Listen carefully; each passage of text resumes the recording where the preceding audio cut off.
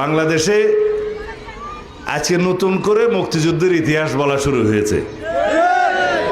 একটি দল বাংলাদেশ জামাত ইসলামী, যারা স্বাধীনতার বিরোধিতা করেছিল এই দেশের, তারা এখন মুক্তিযুদ্ধের ইতিহাস বর্ণনা করা শুরু করেছে।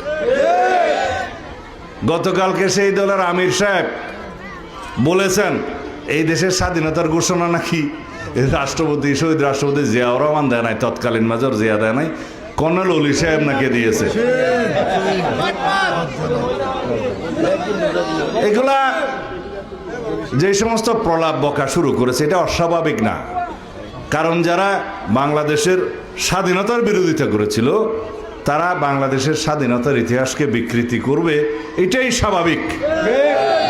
বাংলাদেশের মানুষ জানে আজকে তারা যে নবরূপে নিজেদেরকে মুক্তিযোদ্ধার দল হিসেবে প্রতিষ্ঠা করতে চায়, সেটা একটা প্রতারণা, ধোঁকাবাজি।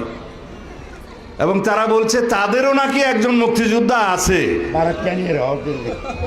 একজন মুক্তিযোদ্ধাকে তাদের জোটে যোগদান করিয়েছে এবং অন্য কথায় বলতে গেলে ভাড়া নিয়েছে বলে তারা সাইনবোর্ড দেখাচ্ছে তাদেরও একটা মুক্তিযোদ্ধা আছে, এবং সেই মুক্তিযোদ্ধাকে তারা বাংলাদেশের স্বাধীনতার ঘোষকও বানাচ্ছে। আগামীতে কোনোদিন হয়তো আমাদের শুনতে হবে জামাত ইসলাম এই দেশের স্বাধীনতার পক্ষে যুদ্ধ করেছিলেন। এদেশের মুক্তিযোদ্ধারা সেটা অবশ্যই মেনে নেবে না এবং তারা প্রতিবাদ জানাবে, আমি বিশ্বাস করি। এদেশের সকল জনগণ, দেশপ্রেমিক যারা স্বাধীনতার পক্ষের শক্তি, তারা প্রতিবাদ জানাবে, আমরা জানি।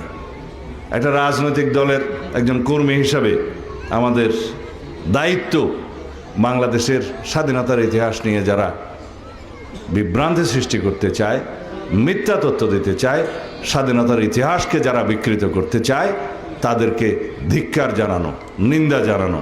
আমি খুব শালীন ভাষায় সেই নিন্দাটা জানালাম, তীব্র প্রতিবাদও জানালাম দলের পক্ষ থেকে।